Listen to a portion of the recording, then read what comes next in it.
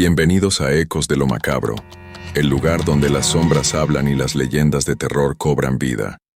Aquí descubrirás relatos inquietantes, historias oscuras y misterios que desafían la lógica. Si tienes una experiencia paranormal o conoces una leyenda que deseas compartir, en la descripción del video encontrarás un correo donde podrás enviarnos tu historia para que forme parte de este canal y así darle eco junto con los demás. Si este video es de tu agrado, no olvides dejar tu like, compartirlo y suscribirte al canal. De esa forma podremos llevar más historias escalofriantes a muchas más personas. Ahora, sin más que decir, apaga las luces, ponte cómodo y sube el volumen. En los pueblos del sureste de México, donde los ríos atraviesan la selva y las noches se vuelven tan oscuras que apenas se puede ver la mano frente al rostro, existe una historia que los abuelos cuentan en voz baja, mirando siempre hacia las sombras. Es la historia de la tía Nati, una presencia que ha aterrorizado a generaciones enteras y que todavía hoy mantiene a los niños dentro de sus casas cuando cae el sol. La historia comenzó hace muchos años, cuando los pobladores empezaron a notar sucesos extraños. Primero fueron rumores, murmullos entre vecinos sobre una figura que merodeaba cerca del río al anochecer. Luego vinieron los encuentros reales, experiencias que marcaron para siempre a quienes las vivieron. La primera en verla fue una niña llamada María, de apenas 9 años. Aquella tarde, sus padres le habían pedido que fuera a llenar los cántaros de agua al río antes de que oscureciera. Era una tarea común, algo que hacía casi todos los días. El río estaba a solo unos minutos caminando desde su casa, siguiendo un sendero que conocía de memoria. Los árboles formaban un túnel verde sobre el camino, y el sonido del agua corriendo siempre la tranquilizaba. Pero ese día algo era diferente. El ambiente se sentía pesado, como si el aire mismo estuviera tenso, esperando. María llegó a la orilla del río y se arrodilló para llenar el primer cántaro. El agua estaba fría y clara, reflejando el cielo que comenzaba a oscurecerse. Fue entonces cuando escuchó un ruido extraño, como ramas quebrándose, pero más lento, más deliberado. Levantó la vista y vio una figura a lo lejos, del otro lado del río, entre los árboles. Al principio pensó que era otra persona del pueblo, tal vez alguien más que había venido por agua.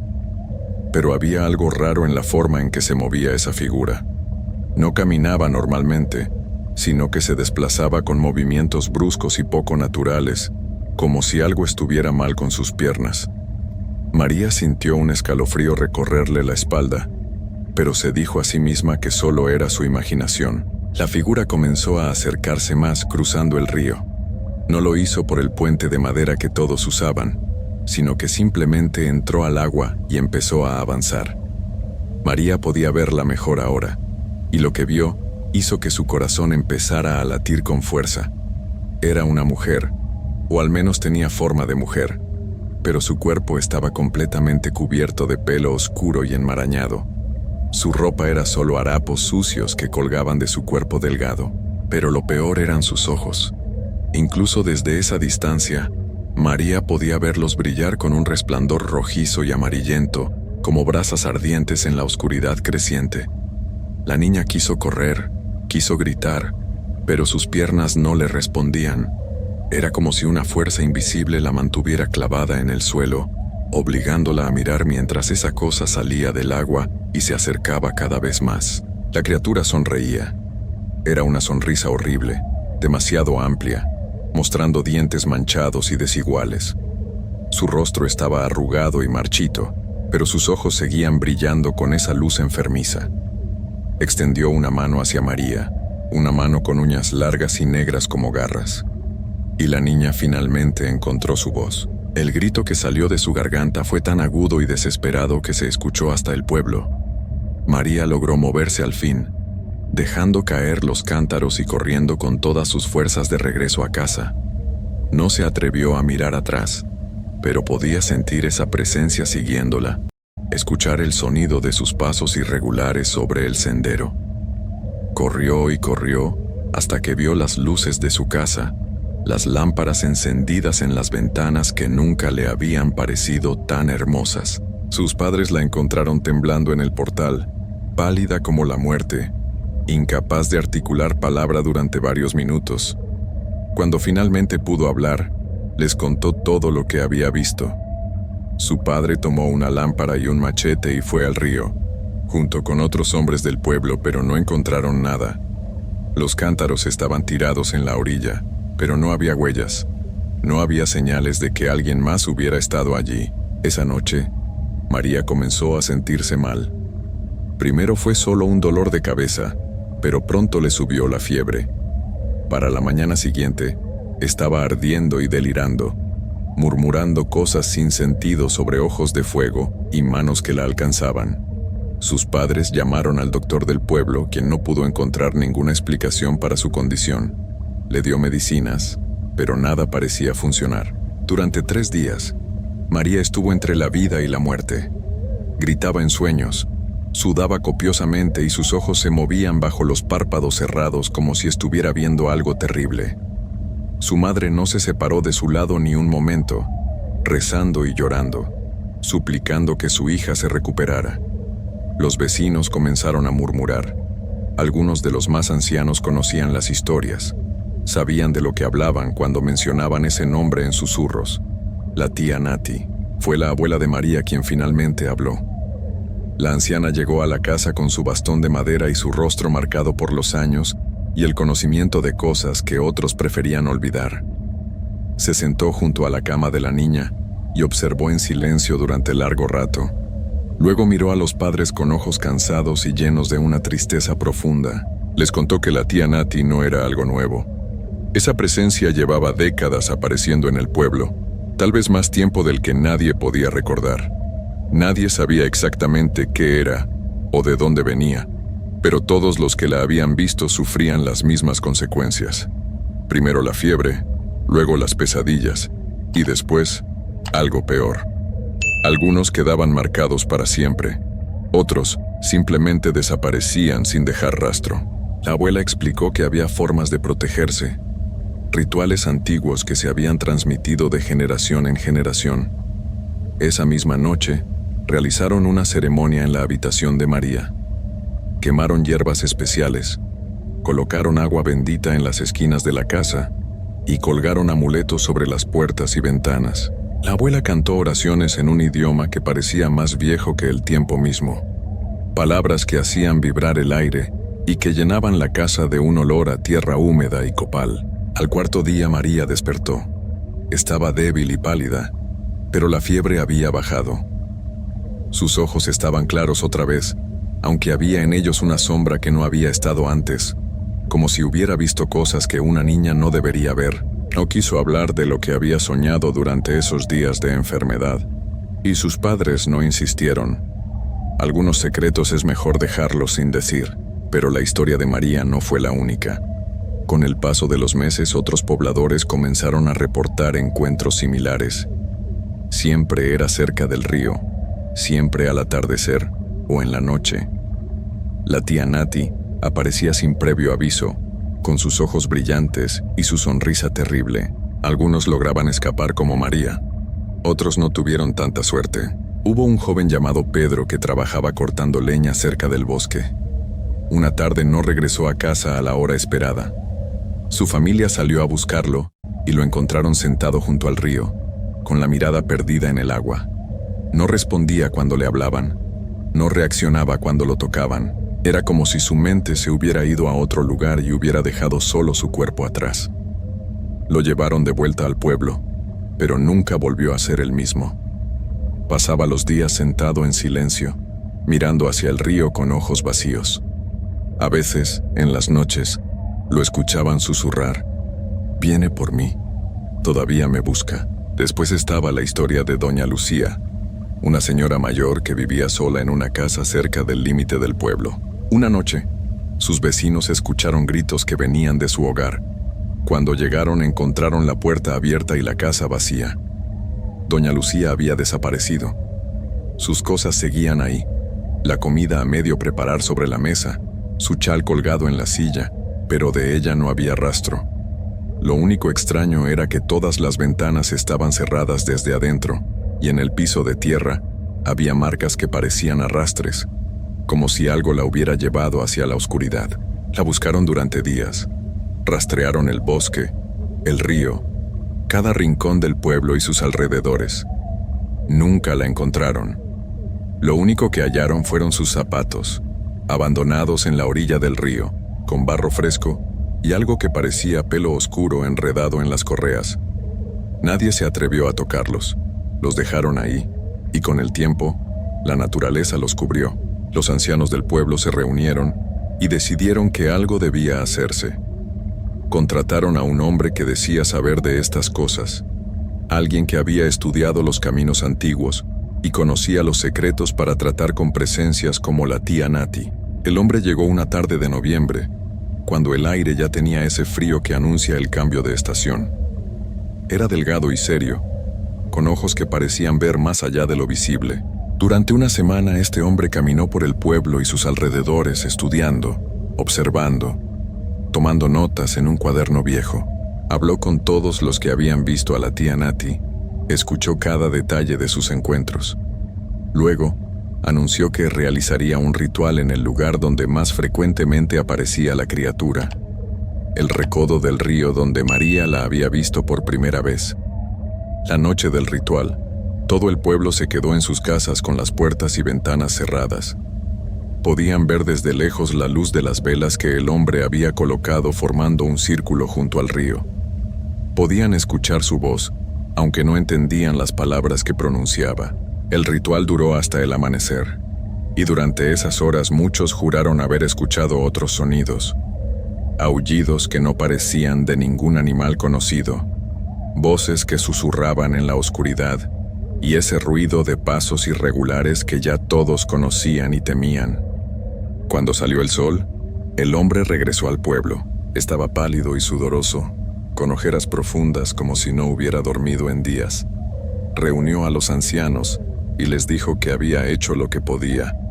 La tía Nati era algo antiguo, algo que había estado en esas tierras desde antes de que existiera el pueblo.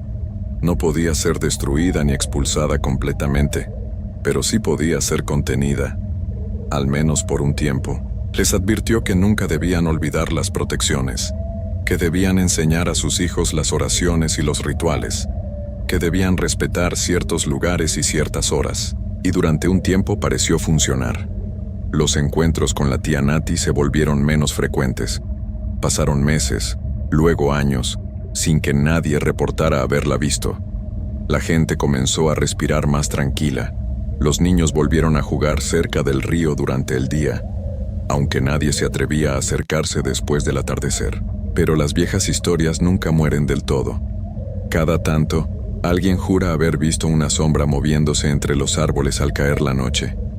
Alguien más cuenta que escuchó ese sonido de pasos irregulares siguiéndolo en el camino oscuro. Y en las noches sin luna, cuando el viento sopla entre las ramas y hace que todo cruja y susurre, los pobladores se aseguran de estar dentro de sus casas, con todas las protecciones en su lugar, porque saben que la tía Nati sigue ahí, esperando en la oscuridad con sus ojos de fuego y su sonrisa terrible, esperando el momento en que alguien baje la guardia, en que alguien olvide las advertencias, en que algún niño curioso se aventure demasiado lejos del pueblo cuando comienza a oscurecer, y entonces aparecerá otra vez, como siempre lo ha hecho, como siempre lo hará, extendiendo sus manos con garras hacia una nueva víctima, lista para arrastrarla hacia las sombras del río, donde nadie puede escuchar los gritos y donde el agua corre eternamente, llevándose todos los secretos hacia lo desconocido.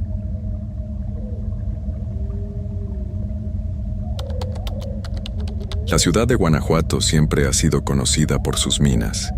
Desde hace cientos de años, los hombres han bajado a las profundidades de la tierra buscando plata y oro. Pero hay algo más que mineral en esos túneles oscuros. Hay historias que se cuentan en voz baja, cuando cae la noche y las sombras se alargan por las calles empedradas. Todo comenzó a principios del siglo pasado, cuando la minería todavía era el corazón de la ciudad. Los mineros trabajaban turnos agotadores, adentrándose cada día en las entrañas de la tierra con solo sus lámparas de aceite para iluminar el camino. El trabajo era duro y peligroso, pero era lo único que conocían. Una mañana, un grupo de trabajadores se preparaba para iniciar su jornada en una de las minas más grandes del estado. El aire estaba frío y húmedo, como siempre lo estaba en las profundidades. Llevaban ya varias horas explorando una zona nueva, una galería que pocos se atrevían a visitar porque era especialmente oscura y angosta. El eco de sus pisadas rebotaba contra las paredes de roca, y sus respiraciones se mezclaban con el goteo constante del agua que se filtraba desde la superficie.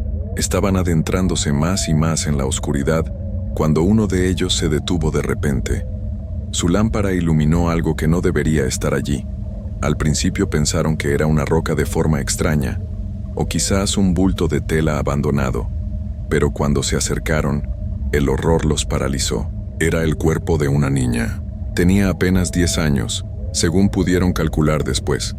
Estaba tirada sobre la tierra fría, con la ropa rasgada y cubierta de polvo y suciedad. Su rostro mostraba señales de haber sufrido, y sus manos pequeñas estaban arañadas, como si hubiera intentado escapar de algo o de alguien. Los mineros no podían creer lo que veían. Algunos se persignaron, otros retrocedieron asustados. La escena era desgarradora. Sacaron el cuerpo de la niña con cuidado, con el respeto que merecía cualquier persona, aunque ya no estuviera con vida. La noticia se extendió por toda la ciudad como un reguero de pólvora. La gente salía de sus casas para ver, para preguntar, para entender qué había pasado. Pero nadie reconocía a la pequeña.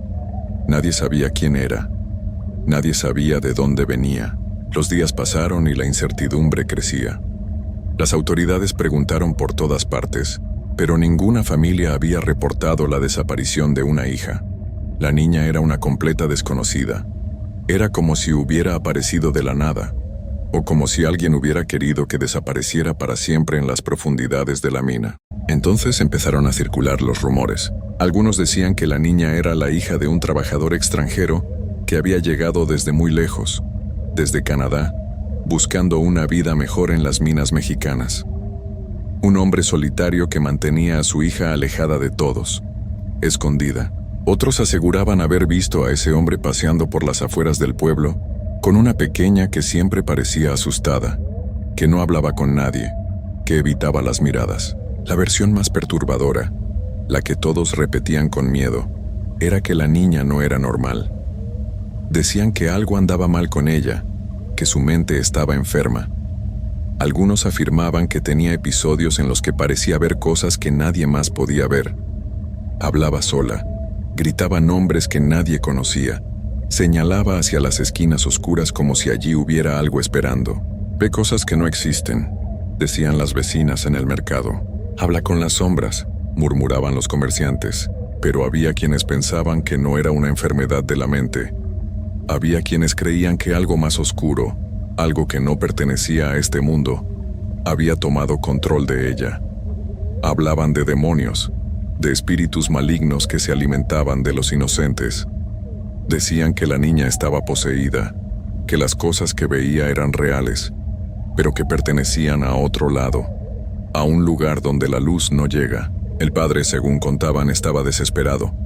Veía cómo su hija se consumía poco a poco, cómo los episodios se hacían más frecuentes y más violentos.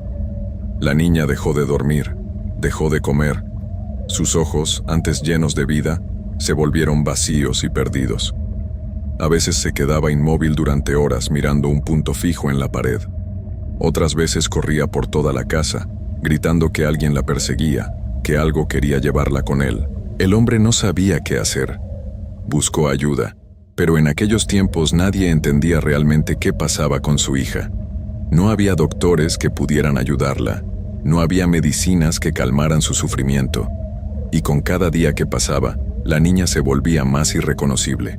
Fue entonces cuando, según la leyenda, el padre tomó una decisión que lo perseguiría hasta el final de sus días. Una noche, cuando la ciudad dormía y las calles estaban vacías, el hombre llevó a su hija a la mina. Nadie sabe con certeza qué pasó por su mente. Algunos dicen que quería protegerla del mundo que la rechazaba. Otros aseguran que creía que liberándola de su sufrimiento, ella finalmente podría descansar en paz. Lo único cierto es que esa noche bajaron juntos por los túneles oscuros, adentrándose en las partes más profundas y olvidadas de la mina. La niña, que según cuentan ya no parecía ella misma, siguió a su padre sin oponer resistencia. Sus ojos vacíos miraban hacia adelante, y de sus labios salían murmullos que nadie podía entender. El eco de sus pasos se perdía en la oscuridad infinita de las galerías, y allí, en lo más profundo, donde ni siquiera la luz del sol había llegado jamás, ocurrió lo impensable. El padre regresó solo esa noche. Subió de la mina con la mirada perdida, las manos temblando y la ropa cubierta de tierra. Nunca volvió a hablar del tema. Al poco tiempo, desapareció del pueblo sin dejar rastro, como si la culpa lo hubiera consumido desde adentro. Algunos dicen que regresó a su país, otros que se perdió en las montañas, incapaz de vivir con lo que había hecho. La historia podría haber terminado ahí, convertida en un triste recuerdo que el tiempo borraría. Pero la muerte, como descubrieron pronto, no era el final para la niña de la mina. Apenas unas semanas después de que encontraran el cuerpo, las cosas comenzaron a cambiar en la mina. Los trabajadores, esos hombres rudos acostumbrados al peligro y a la oscuridad, empezaron a llegar asustados de sus turnos. Contaban historias que nadie quería creer, pero que cada vez más personas confirmaban. Decían que cuando estaban trabajando en las galerías más alejadas, sentían que alguien los observaba. Una presencia constante, como si unos ojos invisibles siguieran cada uno de sus movimientos. Al principio lo atribuían al cansancio, a la falta de aire fresco, a las largas horas bajo tierra, pero pronto se dieron cuenta de que era algo más. Uno de los mineros juró haber visto por el rabillo del ojo una figura pequeña corriendo entre las sombras. Cuando volteó a mirar directamente, no había nada, solo el vacío oscuro de los túneles y el eco de sus propios latidos. Pero la imagen quedó grabada en su mente. Era una niña que no debería estar allí. Los testimonios se multiplicaron. Otros trabajadores reportaron lo mismo. Siempre era igual.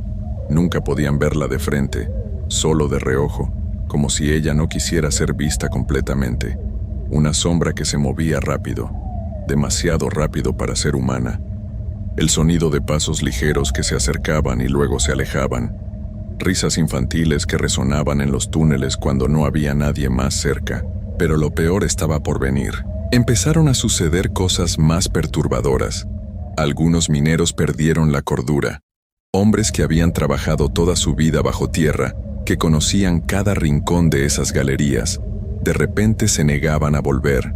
Llegaban a la superficie gritando, con los ojos desorbitados, hablando de una niña sin rostro que los había perseguido. No tiene cara, decían entre sollozos. Donde debería estar su rostro solo hay oscuridad. Pero te mira, sientes que te mira. Describían cómo el cuerpo de la aparición estaba cubierto completamente de polvo blanco, del polvo de la mina que se adhería a ella como una segunda piel. Sus manos pequeñas se extendían hacia ellos, como si quisiera tocarlos, como si buscara ayuda. Pero cuando se acercaba lo suficiente, el terror los paralizaba. Un miedo tan profundo que no podían moverse, no podían gritar, no podían hacer nada más que quedarse allí, mirando esa figura imposible que no debería existir. Algunos nunca se recuperaron, quedaron marcados para siempre, incapaces de hablar de otra cosa que no fuera la niña, incapaces de dormir sin ver su figura en las pesadillas. Las familias los veían consumirse, perdidos en un mundo entre la vida y la muerte, entre la realidad y lo que habían visto en las profundidades. La mina empezó a vaciarse. Los trabajadores preferían pasar hambre antes que volver a bajar. Los dueños intentaron contratar gente nueva, pero las historias ya se habían extendido por toda la región. Nadie quería trabajar en un lugar donde algo tan terrible habitaba. Con el paso de los años, la mina se fue abandonando poco a poco. Las autoridades trataron de mantener la producción, pero era imposible. Los accidentes aumentaron. herramientas que desaparecían, lámparas que se apagaban sin razón, derrumbes inexplicables en zonas que siempre habían sido seguras. Era como si la mina misma rechazara la presencia de los vivos, como si algo allá abajo quisiera quedarse solo. Pero la historia de la niña de la mina no se olvidó. Al contrario, se convirtió en parte de la identidad de Guanajuato, en una de esas leyendas que pasan de generación en generación, que los abuelos cuentan a sus nietos en las noches frías, que los guías turísticos susurran a los visitantes cuando pasan cerca de las viejas entradas selladas. Y con el tiempo, la gente comenzó a buscar formas de hacer las paces con lo que había sucedido. Comprendieron que tal vez el espíritu de la niña seguía atrapado en esas profundidades porque nadie la había recordado, porque nadie había llorado su partida, porque su nombre se había perdido para siempre. Fue así como nació una tradición que continúa hasta el día de hoy. Cada año, cuando llega el Día de Muertos, cuando las calles de Guanajuato se llenan de color y el olor del copal impregna el aire, un grupo de personas se reúne cerca de la entrada de la mina. Llegan con flores de cempasúchil, velas de todos los colores, papel picado que baila con el viento, pan dulce y fruta fresca. Montan un altar especial, dedicado a la niña sin nombre. Lo adornan con cuidado, como si estuvieran honrando a un miembro de su propia familia. Colocan fotografías de niñas desconocidas, porque nadie sabe cómo era ella realmente. Encienden veladoras que forman un camino de luz desde la superficie hasta donde se puede llegar sin peligro dentro de la mina. La idea es simple pero profunda. Quieren que el espíritu sepa que no está olvidado, que alguien piensa en ella, que hay un lugar en el mundo de los vivos que la recuerda con cariño. Rezan por su descanso eterno. Piden que encuentre la paz que no tuvo en vida. Esperan que, de alguna forma, la luz de las velas la guíe fuera de la oscuridad donde ha estado atrapada por más de un siglo. Algunos visitantes se burlan de estas tradiciones. Dicen que son supersticiones, que todo es producto de la imaginación de gente asustadiza. Pero quienes han estado allí, quienes han sentido el peso del silencio en esos túneles, saben que hay algo más. La mina se abrió al turismo hace algunos años. Ahora la gente puede bajar y recorrer algunas de las galerías principales. Los guías cuentan historias sobre la época dorada de la minería, muestran las herramientas antiguas, explican cómo era el trabajo duro de extraer el mineral. Pero hay algo que todos los visitantes notan, aunque no todos se atreven a decirlo. Hay una sensación extraña cuando bajas a la mina, una incomodidad que se te mete bajo la piel y no te suelta. Es como si alguien caminara detrás de ti, tan cerca que casi puedes sentir su respiración en tu nuca. Volteas y no hay nadie. Solo los otros turistas adelante, solo las paredes de roca que te rodean. Pero la sensación no se va. Muchos visitantes han reportado experiencias inquietantes. Hay quienes juran haber sentido una mano fría tocar su hombro cuando estaban solos en una galería. Otros escuchan susurros que parecen venir de todas partes y de ninguna a la vez. Algunos han tomado fotografías y al revisarlas después, encuentran manchas extrañas, sombras donde no debería haberlas, o lo que parece ser la silueta de una figura pequeña en el fondo de la imagen. Los guías turísticos ya no se sorprenden. Han visto demasiado. Saben que hay túneles donde las baterías de las linternas se agotan más rápido de lo normal. Conocen los rincones donde la temperatura baja varios grados sin explicación. Han aprendido a evitar ciertas áreas al final del recorrido, especialmente cuando llevan grupos con niños. Pero lo más perturbador son los testimonios de quienes afirman haber visto a la niña. No son muchos, pero son lo suficientemente consistentes como para que nadie los tome a la ligera. Siempre describen lo mismo: una figura infantil que aparece al final de un túnel, apenas visible en la penumbra. A veces solo se ve su silueta. Otras veces se distingue que está completamente cubierta de ese polvo blanco característico de la mina. Y luego está su voz. Algunos visitantes cuentan que, cuando se alejan del grupo principal, cuando se quedan un momento atrás o se adelantan un poco, escuchan una voz suave. Una voz de niña que los llama por su nombre, aunque nadie allí debería conocerlos. Es una voz dulce, casi hipnótica, que los invita a seguirla más profundo. a alejarse de los caminos seguros, a adentrarse en las partes de la mina que llevan décadas cerradas. Los que han escuchado esa voz dicen que es casi imposible resistirse. Sienten una atracción irresistible, una necesidad de obedecer, de seguir ese llamado. Es solo cuando alguien más los llama, cuando el guía grita su nombre o un compañero los toma del brazo, que despiertan de ese trance y se dan cuenta de que estaban a punto de perderse en las profundidades. Nadie sabe con certeza si el espíritu de la niña es malévolo o simplemente está perdido. Tal vez solo busca compañía en su soledad eterna. Tal vez quiere que alguien se quede con ella en la oscuridad para no estar sola nunca más. O quizás, después de tanto tiempo atrapada en ese lugar, ya no recuerda lo que significa estar viva y solo repite los últimos momentos de su existencia una y otra vez. Lo que es seguro es que la mina de Guanajuato guarda secretos que van más allá de su riqueza mineral. En sus túneles oscuros, donde el sol nunca llega y el silencio es tan profundo que puedes escuchar tu propio corazón latiendo, algo permanece. Algo que fue humano una vez. Algo que sufrió más de lo que cualquier niño debería sufrir. Algo que, a pesar de todos los altares y todas las oraciones, todavía no encuentra el camino hacia la luz. Y mientras la mina siga en pie, mientras los turistas continúen bajando a explorar sus galerías, la niña seguirá allí, esperando en las sombras, observando desde la oscuridad, llamando a quienes se atreven a aventurarse demasiado lejos. Porque algunos espíritus, dicen los que saben, están tan atados al lugar de su sufrimiento que ni siquiera la muerte puede liberarlos. Y la niña de la mina, esa pequeña sin nombre, cuya historia comenzó en tragedia, parece destinada a vagar eternamente por esos túneles fríos y oscuros, buscando algo que perdió hace más de 100 años, algo que tal vez nunca volverá a encontrar. Si alguna vez visitas Guanajuato, si te animas a bajar a las minas, ten cuidado. Mantente cerca de tu grupo, no te alejes por los túneles secundarios. Y si escuchas una voz dulce llamándote, si sientes una mano pequeña tomar la tuya en la oscuridad, si ves una figura infantil al final de una galería invitándote a seguirla, corre. Corre hacia la luz y no mires atrás, porque la niña de la mina todavía está allí. Todavía espera, y dicen que está muy sola.